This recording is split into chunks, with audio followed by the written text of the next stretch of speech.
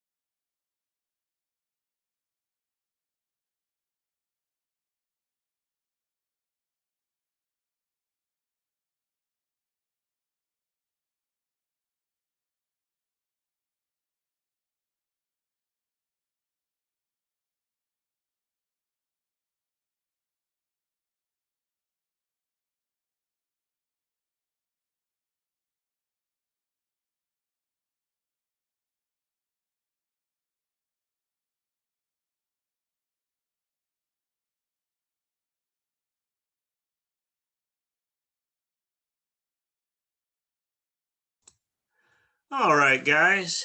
Um, just real quickly, I am not feeling just super well today, so I don't know how long I'm going to be able to last. I'm going to try to make it through because I want to finish out talking about lobbyists and I want to get into the legislature. So we'll just see how all of that goes. But just a heads up, we may cut short. So for what's going on with you guys? So Preston, you finally heard back from Standridge's office, and you're hopeful to get together Yeah, with him. Is that yeah. right? I contacted them. I guess again. I guess yesterday or Monday. I think this was. I've been marking it down. I think this is the seventh time now I've given a phone call, and the assistant lady contacted me. I guess said yeah, contacted Monday, and she replied yesterday and said she got my phone call late at night, and that if he had time between his judiciary hearing yesterday, which my bill was on, and it got vote a due passed, and his education hearing, that she would have him call me, but nonetheless, she would let him know my opinions about it. And so I replied that I appreciate her cooperation and that I'll be up there next Monday. So if he is able to take a phone call today, when I talked to her the other day, I said that's great, but if not, I'd love to speak to him possibly next week if possible.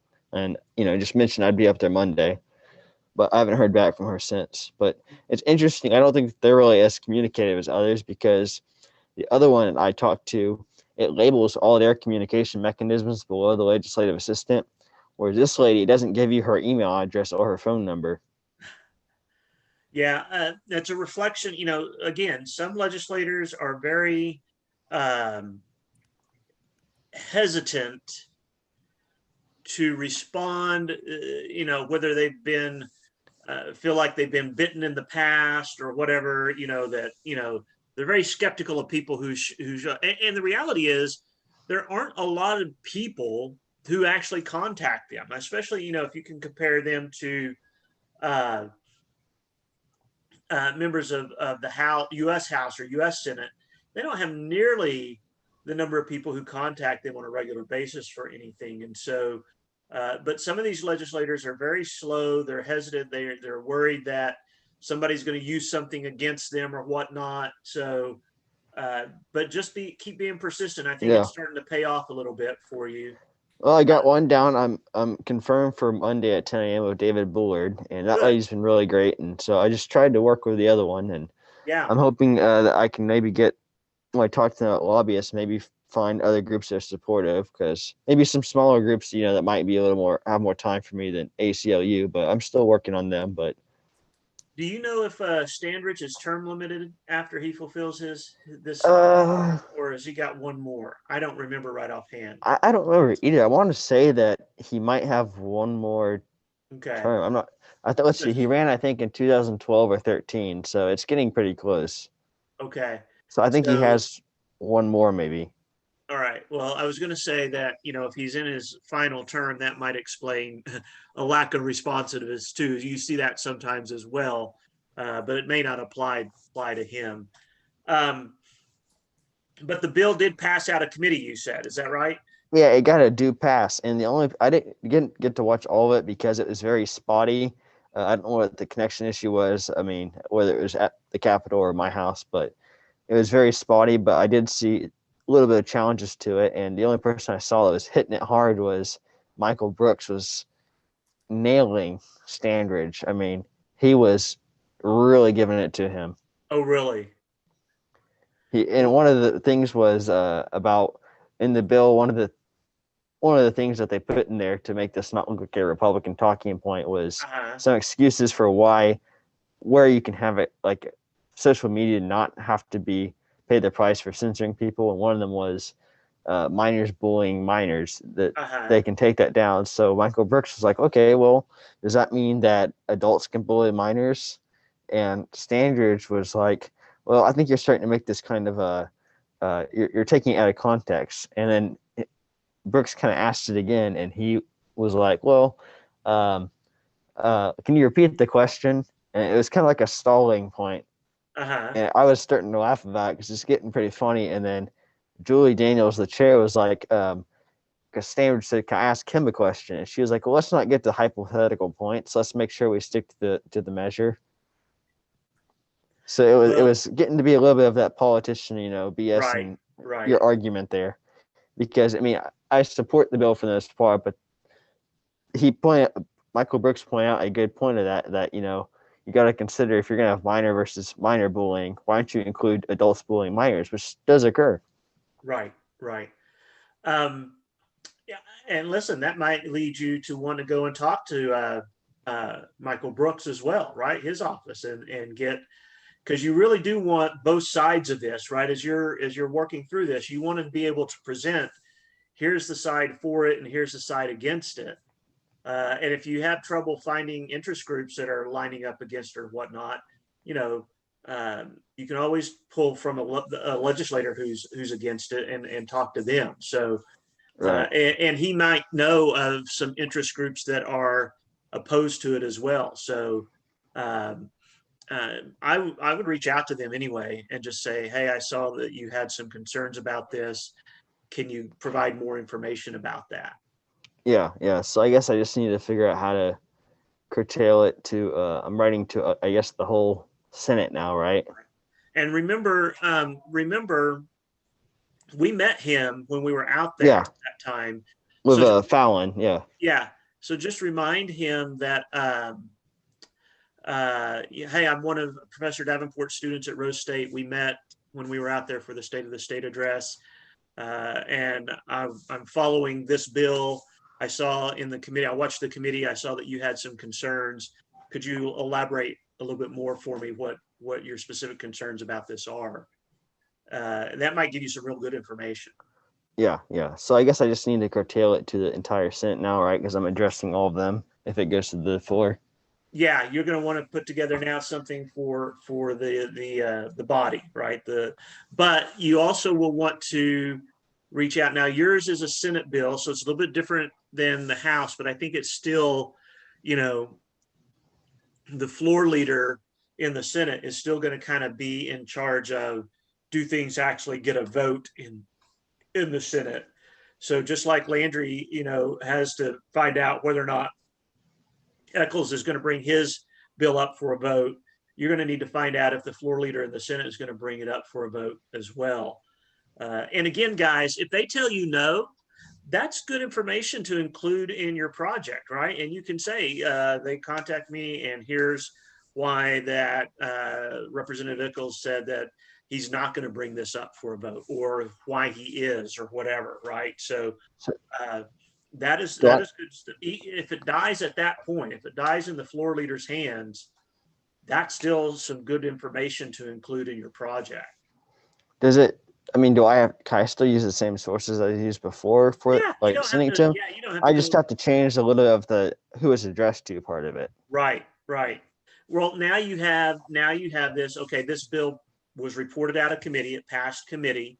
You can talk about, Senate bill. What's the Senate bill number? Do you remember? 383. Yeah, 383 was passed out of committee. Here is some information about it, and here's why I think you should support it when it comes to the Senate floor, or oppose it, whichever, right? Yeah. I just thought it was entertaining watching that committee hearing, because I saw several other bills. There's something by Casey Murdoch that he's the guy up from Cimarron County, and Kay Floyd was giving it to him. The only one that was quiet was Mary Bourne. Only asked maybe like 2 or 3 questions of one bill, but the rest of the time she was on her phone from what I saw.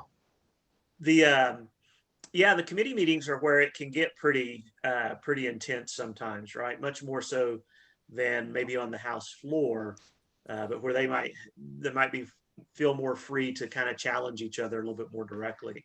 She was pretty respectful about it. Michael Brooks was respectful, but he was definitely beginning to approach that line where there was some slight attitude.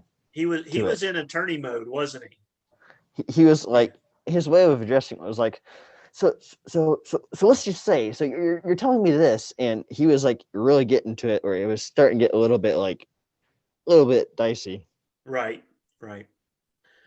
All right. And Landry, have you been able to reach out to Eccles' office yet and find out if he's going to bring that your bill up for a vote? I sent an email out, but I haven't got a response yet. Yeah, that's okay. Yeah, I think I have time tomorrow. I may drive over there. It's close to where I practice at, and I think I may swing by the office and see if I can get some more information. His primary assistant, he actually has a couple of assistants, but his primary assistant, her name is Kay Beach.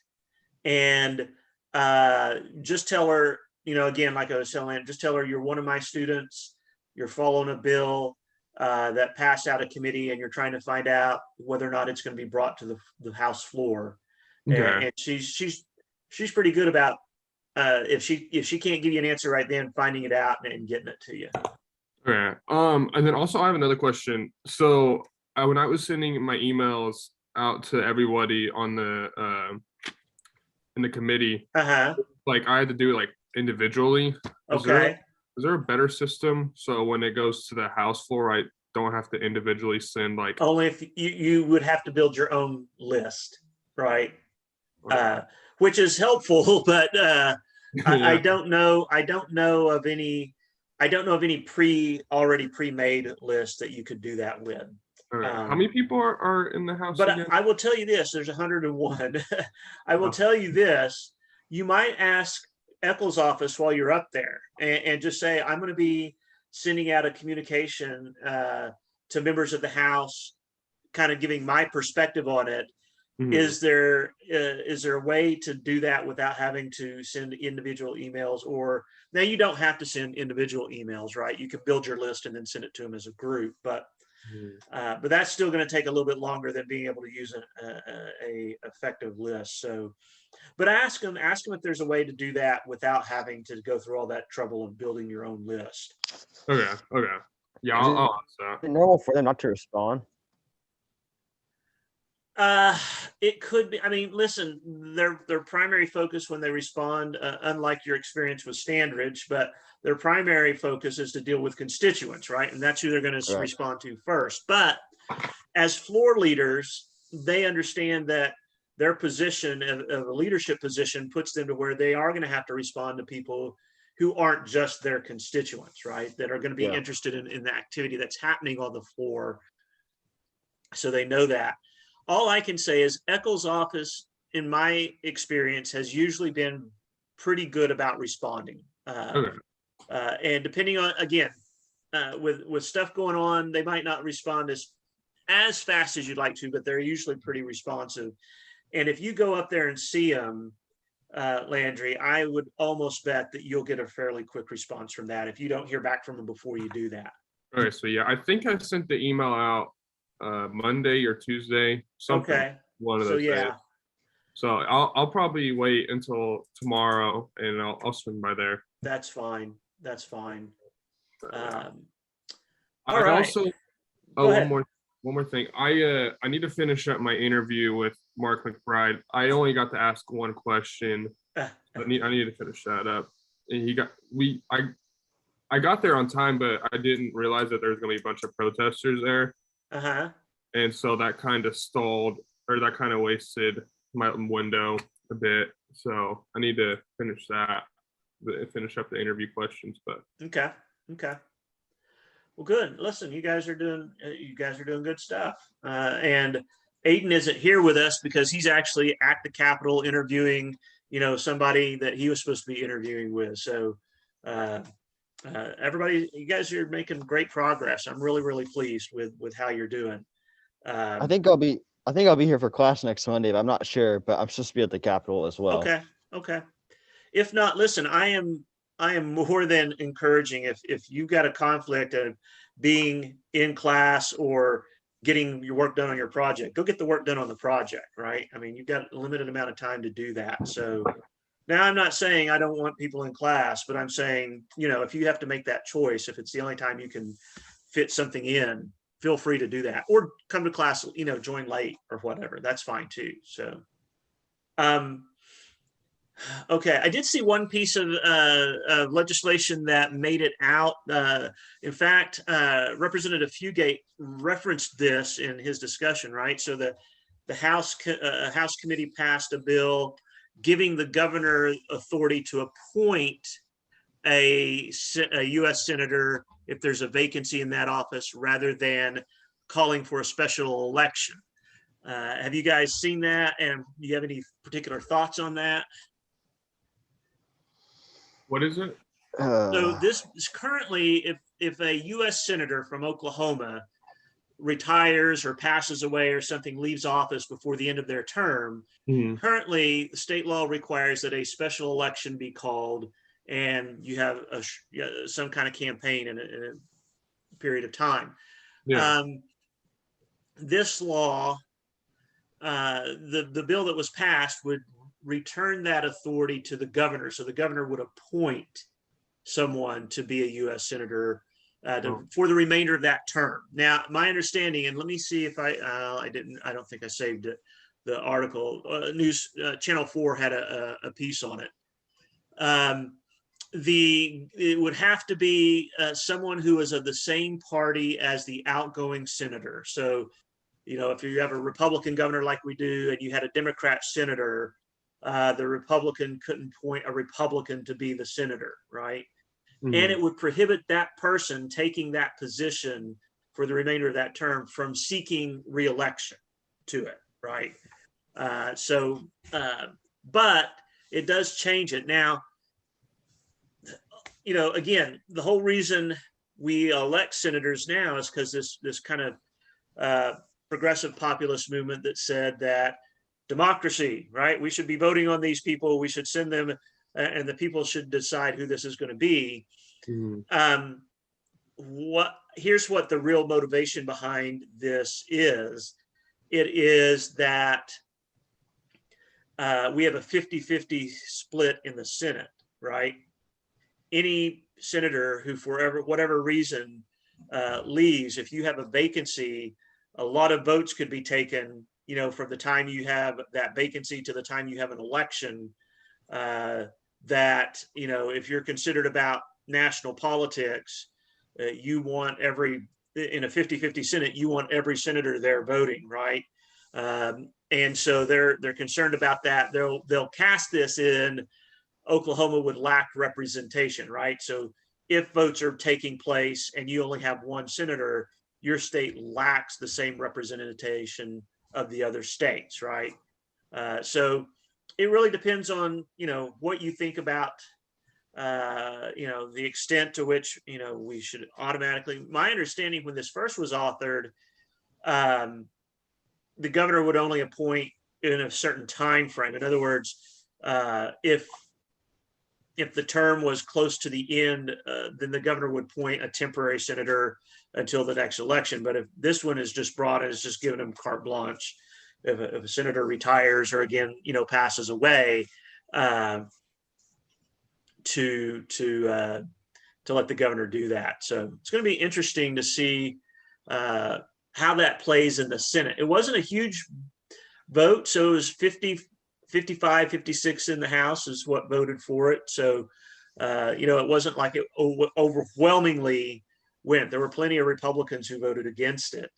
But I don't know how this will fare in the Senate, right? I don't even know if it'll get out of committee in the Senate, but the Senate's always a little bit more cautious on these kinds of things. Yeah, I don't think I'm a fan of that. I don't know. It doesn't sound. I mean, I get the idea behind it, but I don't know. I don't like the governor appointing somebody. Right. I think the people should. Yeah. I think probably, just a feel. I don't have anything, concrete to lay this on, but I would bet that's probably the majority view of citizens is that, yeah, we should elect these folks, right? So we'll see how it plays out. The legislature lots of times passes stuff that people don't like, so we'll see how that goes. All right, let's get on. Let me wrap up talking about our lobbyists here, if I can find those. And I'm going to kind of move through this, I hope, a little bit quickly, but I do want to emphasize some things because lobbyists do play a huge role in the legislative process. They always have, and they always will, right? And they do so, through providing important information to legislators, all right, on bills that they're going to be asked to vote for or against. They do so in providing testimony to legislative committees, right? So that's all right. So when a committee is hearing a particular bill or they're conducting an interim study outside of the legislative session, lobbyists oftentimes are brought in as experts to discuss what's being considered. They also play a role in helping legislators craft legislation, right? It's not uncommon. Again, if you watch the interview with Representative Fugate, right? It's not uncommon for lobbyists to have basically pre-draft bills that they go to sympathetic legislators and say, hey, we need you to run this, or we'd like you to run this. Would you be willing to run this? That kind of thing. All of that is what we would call direct lobbying, right? Direct lobbying just means they've got direct communication to that official, right? Direct doesn't always mean face-to-face. It can be through email, like you guys. Again, you guys are functioning as lobbyists in this project, right? So I hope you get a sense of that. You have taken a position on a piece of legislation and you're working to convince legislators to do one thing or another on it, right? So you are functioning as a lobbyist in this particular situation and doing much of what they do, right? You're just not getting paid for it, and you don't have an interest group that, has hundreds of people or thousands of people behind you, but that's what you're doing. And so, yeah, through the phone, through email, personal visits to their office. If you guys are up at the Capitol, you'll see people wandering around there, going from legislator to legislator's office, trying to get in and talk to them, just like you are. So all of these are different ways that you see these lobbyists try to directly impact the legislative process. There are indirect means, right? What we would consider indirect means. So one of those is paid advertising, right? You especially see this during elections when there's a state question on the ballot, and particular interest groups are highly motivated either to support it or oppose it. in fact, most state questions that you see a lot of advertising on are being backed by interest groups, right? Again, for or against. It's usually interest groups driving that train. And we can go back. I've talked about this before, that state question about allowing optometrist service. And the reason this is in my mind, by the way, is I shop at Sam's a lot, and Sam's, at the one here in Midwest City, has just put up a optometry place where you can go in and get your eyes examined and that kind of thing, right? So that's fresh in my mind. But the advertising on that was backed by groups, interest groups who supported it, or interest groups who opposed it. And so you see that happening. You see the use of media, what we usually call outside or public lobbying, where lobbyists will feed stories to reporters to cast their issue in the most favorable light possible, or conversely to sink an issue. That, right? They will give them information in hopes that these reporters will cover the issue in a way that conforms to how that group sees it. And then, of course, you've got grassroots lobbying, right? Which is where lobbyists just encourage their members, their interest groups members, to directly communicate with people. An example of a combination of these, I don't know if you've watched the interview with Mike Means. He's the lobbyist for the home builder, right?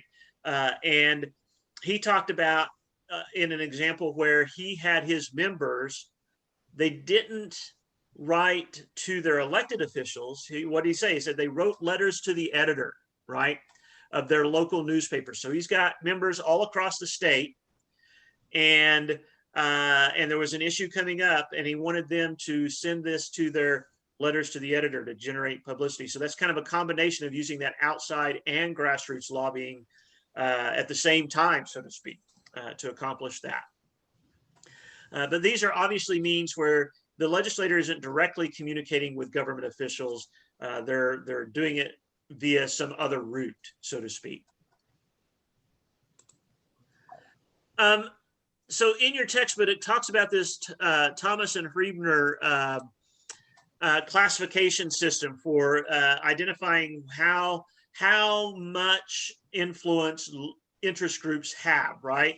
And it identifies Oklahoma as this kind of dominant complementary state, simply meaning the interest groups in Oklahoma have a great deal of influence. They're strong, but the legislative and the executive branch both have means of controlling them somewhat, right, of checking their influence. And so they would not be a dominant, just a flat dominant state, but they certainly do have influence, right? And if you're out at the legislature, some lobbyists are going to have much more influence than others out there, and who has which can vary, from session to session. But there are a handful that, when they walk into a legislator's office, they're going to get their attention, and they're going to get a meeting, and they're going to get to have their issue heard from them, right?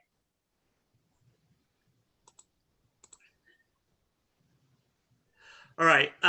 Just like in campaigns and elections for candidate campaigns, the Oklahoma Ethics Commission also regulates interest group activity in Oklahoma. Anyone, and this is in the law, right? Anyone who spends or is paid $250 or more for lobbying has to register as a lobbyist with the State Ethics Commission, right? So if you got really creative and you wanted to do up some kind of brochure to give to legislators on your issue, and you spent more than $250 printing that up, you would be required by the law to go down and now register as a lobbyist with the state of Oklahoma. If you found somebody who said, "Hey, I'm glad you are doing this. I'll pay you $500 to spend your time down there working this issue," guess what? You're now a lobbyist, and you've got to register with the Ethics Commission as such. PACs, right, can give up to $5,000 per candidate each year, right? Now, again, most PACs do not give that amount, that large amount, to candidates. Again, most of the contributions are going to be much smaller than that, because they're obviously, you've got, let's say, a potential. They're not going to give to every candidate for office, but you would have a potential of 100 and well, not 149, but 129 any given year, maybe a little bit more than 129. Anyway, I'm not a math major, by the way, so don't criticize me. But so you've got to, so they've got to distribute that out, and usually they don't have the funds to just like, here, we're going to give you $5,000, right? Who gets that $5,000 check? Usually members of leadership or committee chairs, right? People who have significant influence on the outcome of legislation, right? The more critical role you play in deciding the fate of legislation, the more certain interest groups that are going to be dealing in that legislation are going to probably give you money, right? And of course, interest groups give money primarily to incumbents. That's true at the state level as well as at the national level. They're going to give to incumbents because at the end of the day, they know that's who they're going to be dealing with. Interest groups can also engage in what we call independent expenditures. Does anybody know what that is? Hopefully you've heard that term by now, but maybe you haven't. What is an independent? It's like acting on their own in a way. It can be good or bad, kind of. Right. So what it means is they can advertise for or against candidates or issues, right? State questions and such. Directly, they don't have to just donate that money to a candidate, as long as they do not coordinate the activity with the candidate's campaign, right? So as long as they don't sit down and plan, here's how we're going to do this, and here's how much we're going to spend, and all of this kind of stuff, they can spend. So, and you see this at the national level too, right? Again, I think back to the 5th District congressional race last fall. I got tons of mail at my home, most of which was from PACs advertising for or against the two candidates, right? One or the other. The candidates' campaigns didn't send me all that mail. These outside groups spent it.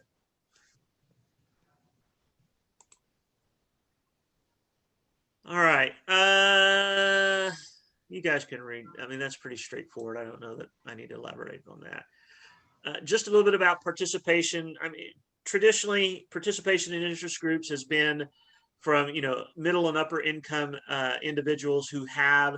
Most interest groups, if you want to be a part of it, they've got some kind of dues or fees that you pay to be an official member. So you've got to have the expendable cash to do that and the time to devote to it. They tend to be older, rather older than the average population, tend to have at least a college education. And usually you'll find them, especially in business professions or regulated industries that have to deal with government all the time, right? That's what we've seen historically. That's pretty dominant. That's pretty true in Oklahoma still. Although we are seeing greater participation in these interest groups from other groups, right? Women, especially, we're seeing minorities and young people.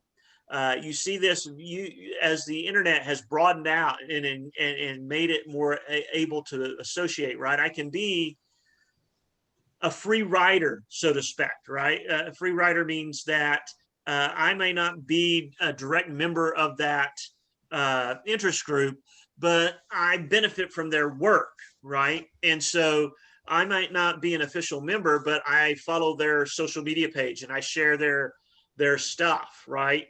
And that allows for social media and the internet have broadened the ability of those who beforehand weren't as active in these interest groups. Now they are, at least in some ways, part of them, or at least part of what they're doing. All right, any questions about lobbyists or interest groups before I close that out? I was just going to say that our guy, Adam Maxey, was at, I heard his name called the other day when they were talking about the people who were allowed into the committee that were not members. Okay. I thought that was pretty interesting. Yeah, sometimes committees will have to restrict who can come in to the committee meeting. And lobbyists are always going to be at the front of the line. Again, not because they have lots of campaign cash, but because they have knowledge and expertise. And when you look at this, I don't know if you guys paid attention to this in the textbook, the average length of stay in the legislature, both the House and Senate, is about 3 years, right? That's a huge amount of turnover. And you don't learn anything in 3 years out there, right? You learn how to submit bills, and that's about it. And so who has knowledge of what's been going on and why stuff was done the way it was and what has been tried before and what hasn't and why did it not? That starts falling on lobbyists and the legislative staff out there, right? Who are going to have more institutional knowledge than most of the members as a result of that. So yeah, they when term limits came into being, there was a lot of discussion about would this increase the influence of lobbyists in the state, as there aren't term limits on lobbyists. So they can be around for 20, 30 years. And that means they bring a lot of institutional knowledge to that thing that just frankly, these legislators can't accumulate in the 12 years. I was entertained by the deal of Kentucky. I don't remember if it was interest groups or PACs, but I think it was interest groups. They changed the law and they only accumulated like the year after a total of $26. Oh, that they can spend on stuff, or $26? I think it was like a total of they wouldn't allow them to go in and spend money on the senators and representatives, and somehow after it went in place, the whole entire body ended up with a total of $26. In Oklahoma, you may have read this in the text or not, but in Oklahoma, they can spend up to $300 per legislator, right? So now again, that's not, in the grand scheme of things, that's not a bunch of money, right?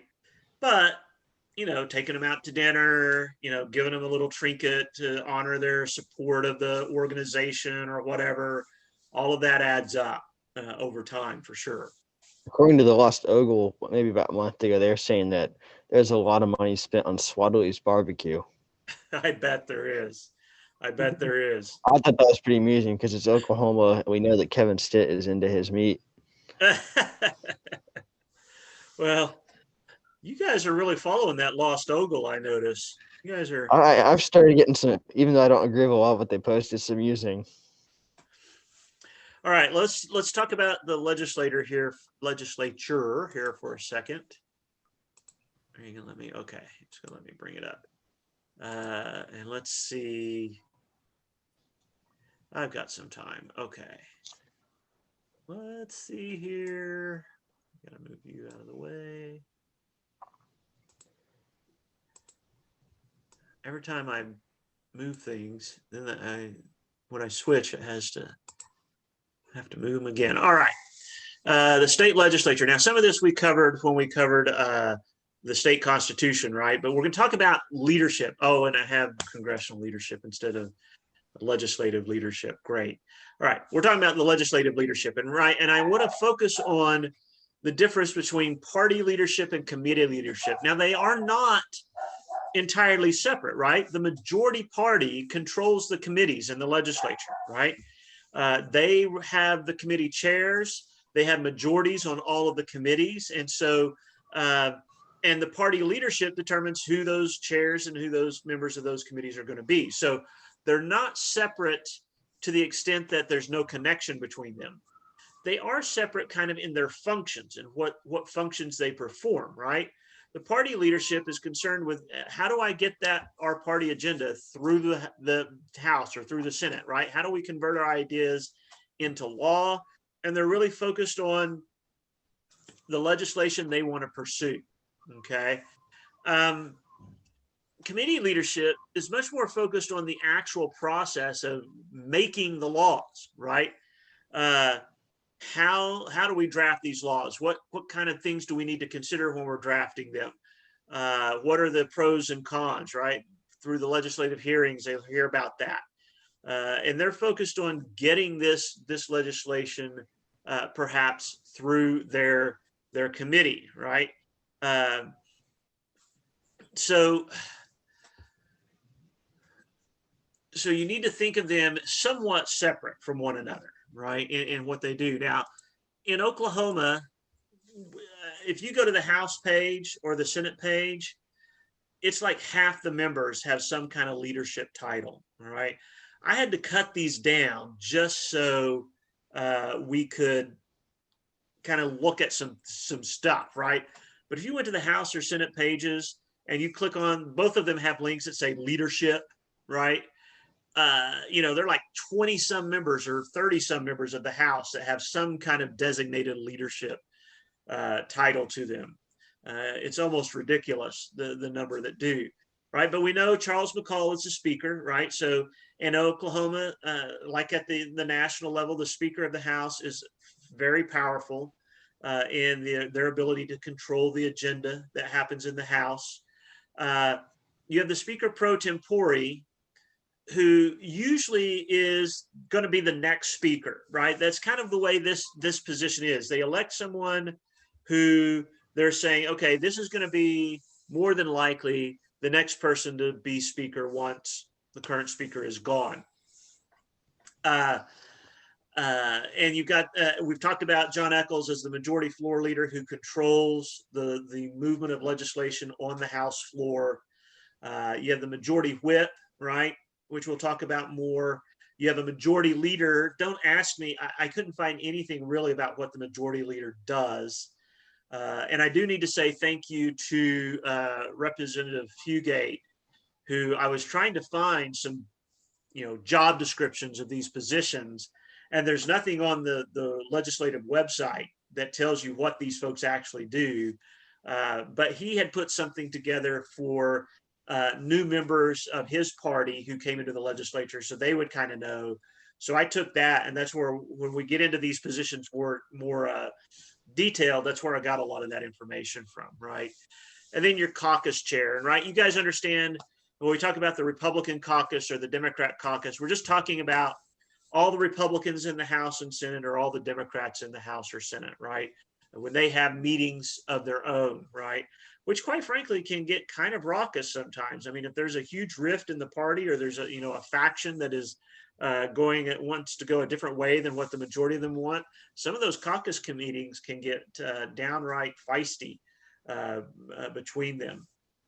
As you can see, you got 82 of the 101 members of the House are Republicans at this point in time. That is the highest number of Republicans that have served in the House of Representatives here in Oklahoma. Minority party, right? Democrats. So you've got the minority leader, the minority assistant minority leader, the floor leader, the minority whip, and the minority caucus chair, right? So somewhat similar. Not all of the positions are equivalent over in the House, obviously, but these are the folks that work to advance. And remember, party leadership is all advancing the party agenda in that chamber, right? Yeah. Is Emily Virgin or is Andy Fugate like higher ranking? I haven't quite figured out that minority leader versus the minority leader. The minority leader is the highest ranking minority member. And that position actually appoints the floor leader. So okay. Emily Virgin appointed Fugate in his position. Yeah. Over in the Senate, fewer leadership positions, but still a lot, right? And again, this number is off a little bit slightly because Stephanie Bice won election to the state Senate. There's currently a vacant Senate seat. There's a special election that has been called. I don't know when that's going to occur. So currently Republicans have 38 of the 48 seats, and we'll see what happens in that election. But again, a sizable majority for them. Democrats, have 9 seats, and you can see their leadership positions here. Kay Floyd, as the minority leader, is the top ranking Democrat in the Senate. Michael Brooks, the caucus vice chair, right? So when we talk about caucus chair, they basically run the meetings when their party's assembled and they're trying to decide what they're going to work on or resolve issues between members and that kind of thing. The caucus chair is usually in charge of those meetings. All right, let's talk about the speaker for a little bit, right? We all know they run the House, right? Oversee debate in the House, although it is very, very common for the speaker to appoint a temporary speaker daily to oversee actual debate in the House. The speaker appoints the majority floor leader and the majority whip positions, and they appoint members to committee chairs, as well as they appoint the committee chairs, and they're the ones who drive the agenda, right? So it is a powerful position.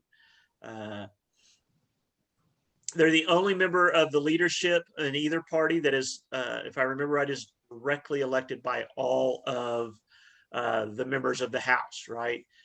When you get into the other leadership positions, the majority that are elected, those are elected by the individual parties, okay? The minority leader is the counterbalance to the speaker, right? Ooh, go back. I didn't mean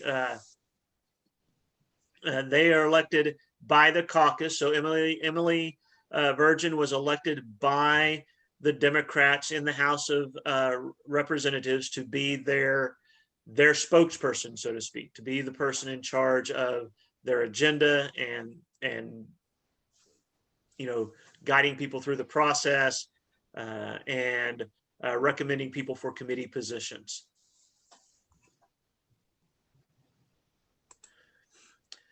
So the floor leader, right? So we've already talked about for the majority party, the floor leader does control really what's going to show up on the House floor. Now they are subject to, obviously, the speaker who appoints the majority floor leader. They're subject to following the speaker's direction, and they don't want to get necessarily crosswise with their caucus, right? So Eccles is very conscious of the fact that, to some extent, if a strong majority of his caucus wants something to come to the floor, it's not in his best interest to resist that, right?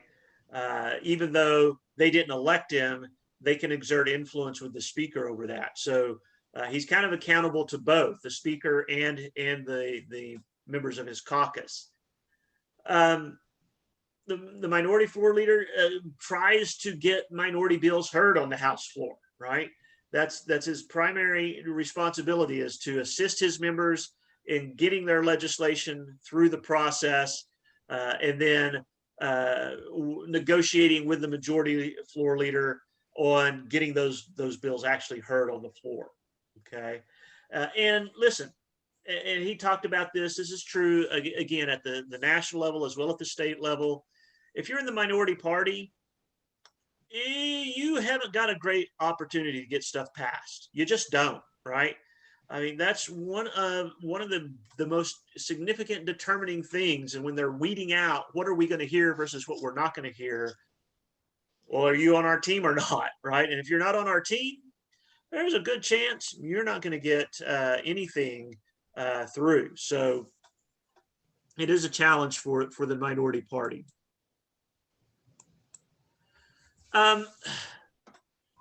The whips. So the whip's responsibility is basically in trying to communicate to the rest of the party what the leadership thinks should happen on any given piece of legislation, right? How they should vote, and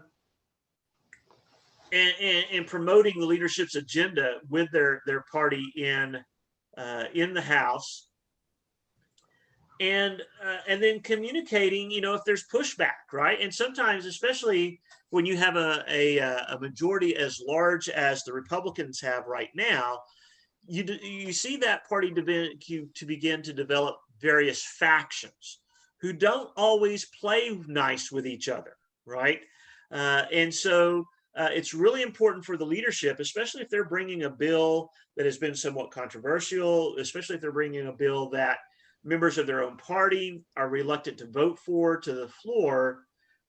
They really need to know, are we going to be able to pass this, right? And if they've got a significant size of their caucus, they're like, we're not voting for this. They're going to have to hold on to that legislation until they can get stronger support, right? Or unless they can peel off Democrats to support it, to make up for that. So that majority and minority whip is really kind of someone who rallies the troops, so to speak, tries to get them going in the direction that the leadership wants them, and especially in regards to actual votes on legislation on the floor.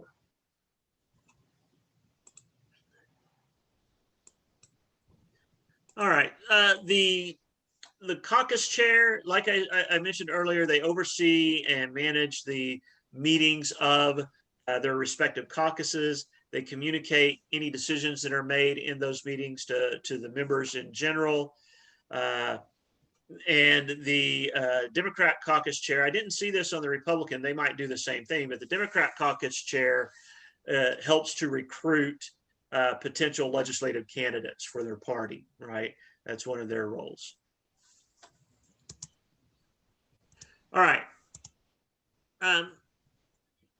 Let's talk about the standing committees, which are what you guys have observed, right? Is these committee meetings where you've got committees that are responsible for specific areas of legislation, right? And so if it's an agricultural piece of legislation, it's going to go to the Agriculture Committee, or if it's a spending measure, it's going to go to the Appropriations Committee or whatever, okay? Every committee has somebody in charge. We call them the chair. The chairs are appointed by the Speaker of the House. And some committees, especially the Appropriations and Budget Committee, have subcommittees, right? Because they have so many members that they break up the responsibility for those pieces into even smaller pieces. Chairs have a great deal of control regarding what bills are going to be heard by that committee and get an actual vote, all right? The power of a chair is significant in the legislative process. No, they can't go against their majority of their caucus long term, but they can stifle legislation even if a majority of their caucus want it from time to time, right? Depending on what the bill is and the amount of influence they have as an individual legislator. So they have a significant amount of power as well over what bills actually go anywhere, right? And just as a reminder, not many bills go anywhere, right? The vast majority of legislation dies before, basically it's DOA, right? As soon as they're assigned to a committee, they're dead. Just as some example of House committees that you can find these, you can find the complete list on the House and Senate website. All right, so these are just some examples. I think there's about 15 or 16 House committees, standing committees that you can see here. So legislation dealing with those issues would be directed to these specific committees. And you've got some Senate committees. So again, they've got probably 15 or so as well, if I remember right. All right. Okay, so I want to write a law, right? How does this work? Well, if you've ever watched I'm Just a Bill, right? Schoolhouse Rock, you kind of know the basic process, right? And the sources for laws can come from just about anywhere, from constituents, from the legislator's own brain, from lobbyists, as we've mentioned. They could see a news report in the media on something and say, I'm going to do something about that, right? There's just no shortage of places that legislators can come up with ideas for laws, okay? But then they've got to actually put it into writing, right, so to speak. And again, as you should have got a feel for with that interview with Representative Fugate, they don't write the bills themselves, right? They have legislative staff, designated basically attorneys that serve the House members in actually crafting the legislation, who can do the research, find out what portion of the law this would go to, how would this impact any other portions of the law, that kind of thing. So they're going to work with them. Again, they're going to work with lobbyists perhaps as well. And if it's going to impact a state agency that's either going to have regulatory oversight of this law or that is going to be impacted in some way by the law, they're probably going to want to work with that agency also, someone from that agency, to make sure that they understand the ramifications from that end of it. Okay. Once I've got that bill drafted, right, and submitted to the House Clerk's office, it gets assigned a number and the speaker sends it off to a committee, right? I'm not sure. I think this is this purple box here is a leftover from my lecture on Congress. I do think that the speaker could assign it to more than one committee, although that's highly unusual. Okay. All right. Whose phone went off? Give me a second.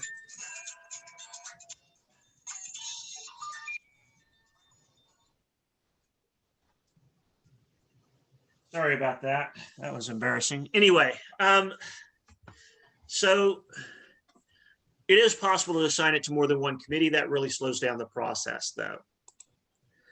All right, so it gets to the committee. There are three basic questions we can ask and find out what's the likelihood this bill is going to go anywhere from this point forward. How am I on time? What time is it, guys? 1:29. Okay, I got a little bit of time. All right, keep me on. I don't have my watch with me, so keep me on track here. Question number one. All right, are you a member of the majority party? We already talked about this. The legislature is a highly partisan environment. All right, members of the majority party have a huge advantage on getting their bills through. Members of the minority party are at a huge disadvantage. Okay, and that's just the way it works, right? Does that mean there are likely to be some good ideas that don't get acted upon? Yes, it does, right? Does it mean that there might be some bad ideas that do get acted on? Yes, it does, okay? But that's the way this process works. So if I am a Democrat in the Oklahoma legislature, the likelihood I'm going to get anything actually passed into law, at least as a standalone bill, is not super high, okay? It's just the way it is. Second question, how well do I get along with my committee chair, right? Do I have a good working relationship with that person? Or do I not have a good working relationship with that person, right? And listen, we've all worked, or if you haven't, you will eventually at some point in time end up working with someone who's your supervisor who you just don't get along with, right? Or maybe you had a professor like that, right? You just couldn't get along with them, couldn't seem to satisfy them no matter what. In that environment, the committee chair can block your legislation, right? And it's like, I don't like you. I'm not going to help your stuff get forward. I don't care, right? And unless you are a legislator who has your own base of influence and such, and unless you're filing a bill on something that your caucus is actively supporting and behind, that legislator can bottle up your stuff, right? That committee chair can. However, just like in other occupations, if you get along with that committee chair, you got a better chance of getting your pieces of legislation through the process. Okay. Third one is, where does your bill fall on the majority party's agenda, right? And this is especially true when you get to that majority floor leader's place, right? Because the House especially is going to pass a bunch of stuff. It's just made to do it that way. Just like at the national level, the House passes way more bills than the Senate. Same thing in Oklahoma. But not all of those bills are on the majority party's, their leadership's agenda. And some of them will get stymied at that point because they're like, this really isn't something we want to be pushing, right? So where your bill falls in that agenda can be pretty important. Okay. And I can ask those 3 questions. And if I can identify the answers for any given bill, I can tell you, is the likelihood greater or lesser that this bill is going to be acted on, right? Just those 3 questions. And the reality is the vast majority of bills die without anybody looking at them once they've been assigned to a committee, right? They get assigned to committee and they never see the light of day again. The vast majority of legislation dies in that manner, right? So it is the exception that we see making it through the process. All right, on the committees, once you got your bill and it's going to be heard, right? It may have a hearing. You can have a markup process where other members of the committee make suggestions for revising it, right? And then there's going to be a vote, right? There's going to be a vote and a report. You're going to get that do pass, recommend do pass, or recommend don't pass, right? Type of vote. And again, at that point, if you get a don't pass, your bill's dead, right? I don't know what the percentage of bills who get to that point that don't get a don't pass is. That would be interesting to find out. I don't think it's super high, just because the committee chair is not going to bring legislation that they don't think they can get past the committee, and they're not going to bring a lot of legislation that they oppose. So I don't think that it's super high, but it does happen, right? In every legislative session and in pretty much every committee, there'll be some bills that just for whatever reason, when they take that committee, they vote, nope, we're not going to approve this. Okay, so once the bill is voted out of the committee, as we said in the House, it's going to go to the majority floor leader, who's going to determine when the legislation is going to be voted in the House, right? And kind of the rules for debate on that bill, okay? And yes, as we discussed, some bills will die because the majority floor leader will never bring them to the floor, okay? They will just, for whatever reason, they won't do it. So this is why I want to encourage you guys, as you're tracking your legislation, if your bill does get out of committee, to reach out to that floor leader's office and find out, what their take is on it and whether or not they think it's going to actually get a vote. Do you need to be detailed about it, or like writing a paper? Or you just ask a couple of questions as far as, is it going to make it? Do you think it has the right things for the party? Yeah, all you need to ask is, hey, identify the bill. It was reported out of committee.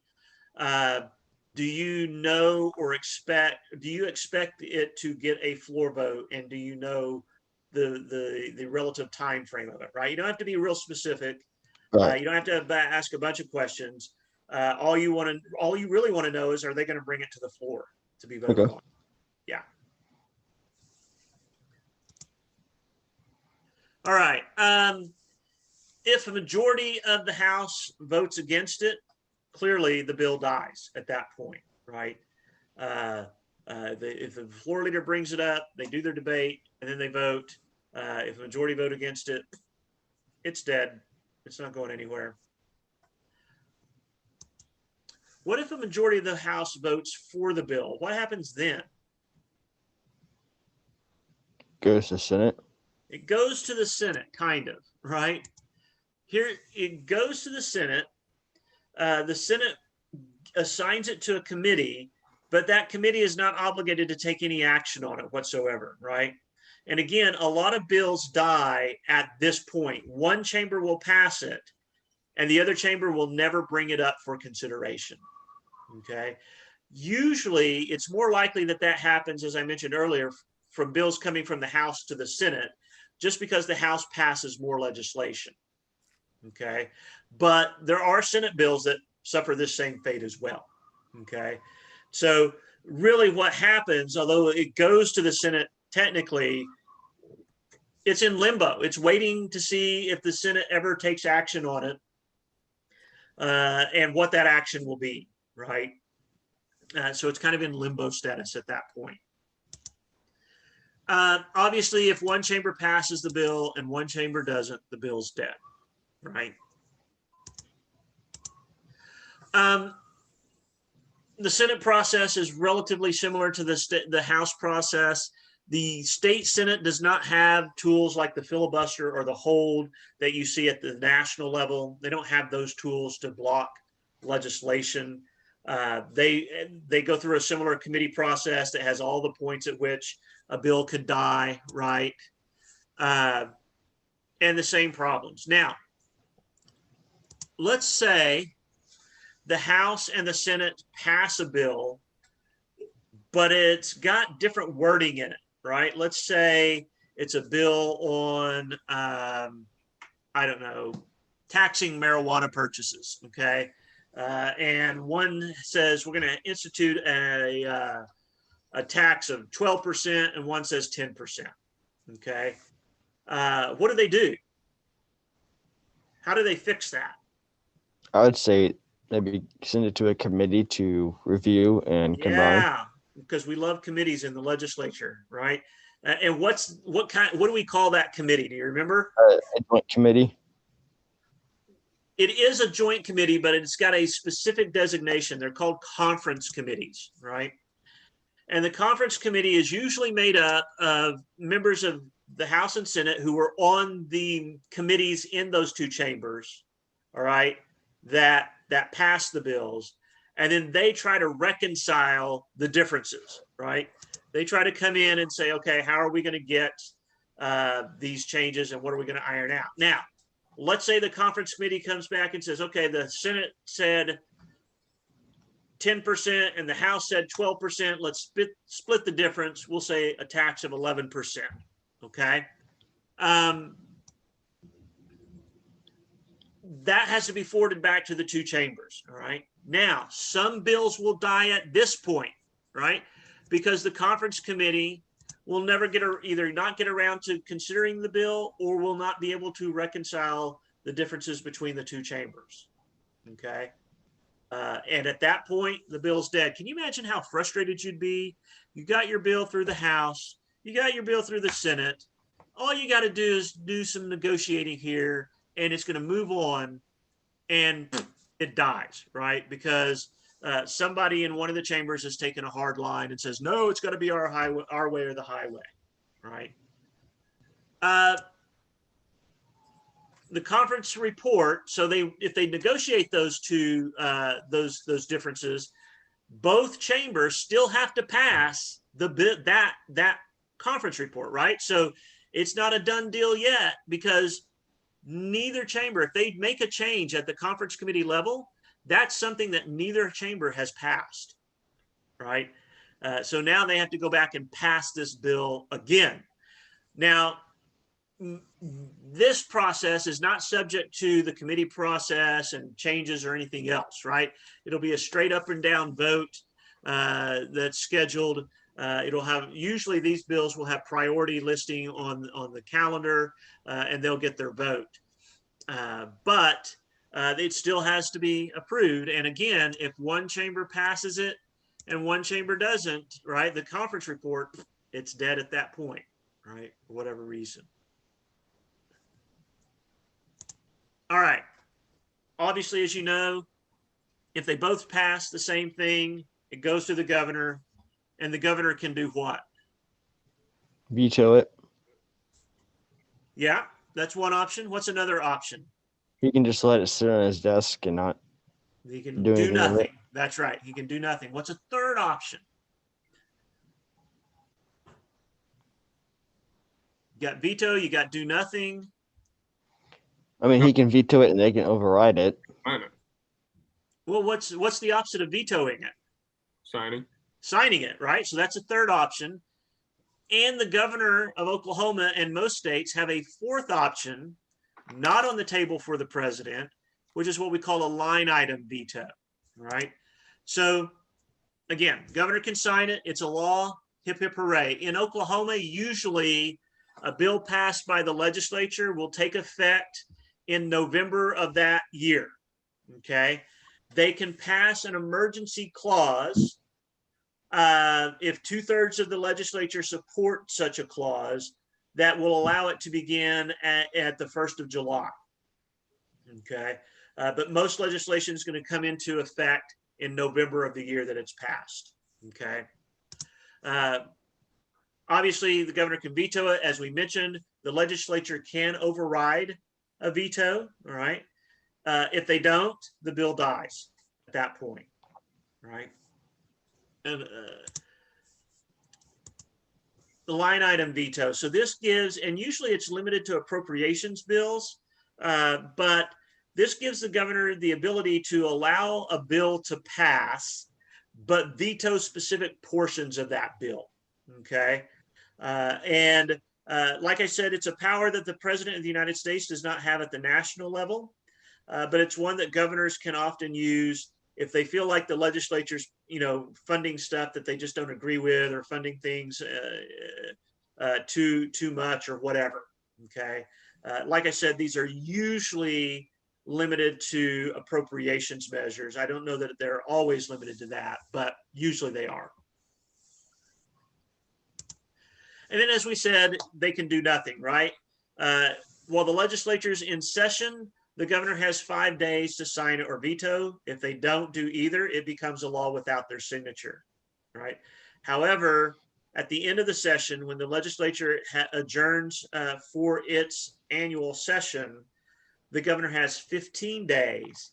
And if they don't sign it and don't veto it, it's a pocket veto, basically, right? So they can take care of it at the end of the session. All right. Any questions about the legislature and its functions and everything that we've covered here so far? I can't believe I actually got through all of this.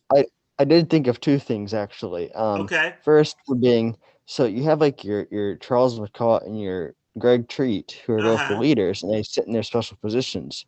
Now they also are representative of a certain area. Right. Do they engage in questions like the rest of the members on the floor do if they have a question about a bill or they are pushing for something? I don't know that they often get involved in actual asking questions and things like that. But if it's their bill that they've authored, which they get preference, obviously their bills are going to get preference, then you'll see them answering questions and talking about their bill. So how does that affect the voters? Because the voters might want you to be responsive to paying attention to the other bills, but if you're using your leader position, you don't really have time, I guess, or you don't respond to other bills. I mean, does that not? You think too highly of voters. Voters don't pay attention, and they don't care for the most part about. Okay, and then my second question is, we have the caucus chair, but what is like the rural caucus chair? I noticed that there's something called the rural caucus chair. What is that for? So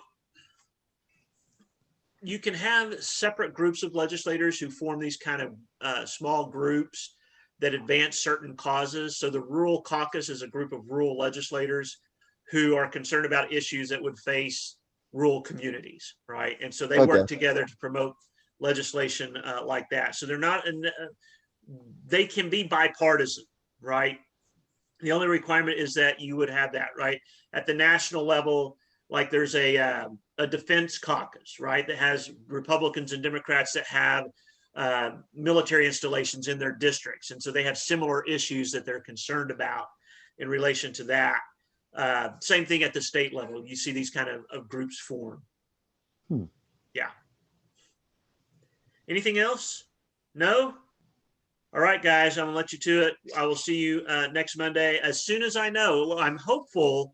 It sounded like when I got an update yesterday that we might have access to our classroom come Monday. As soon as I know whether that's going to be the case or not, I'll make sure you guys know, okay? Our business classroom or our real classroom? No, the business. Don't expect on being in the social sciences building this year, or at least not before the fall semester. We had some pretty serious flooding. Because of the electrical fire, they had to install all new electrical paneling and stuff. The flooding apparently impacted that. So I'm not anticipating being back in my office or my building anytime soon. Yeah. All right. You guys have a good one. I'll see you later. You too. See you.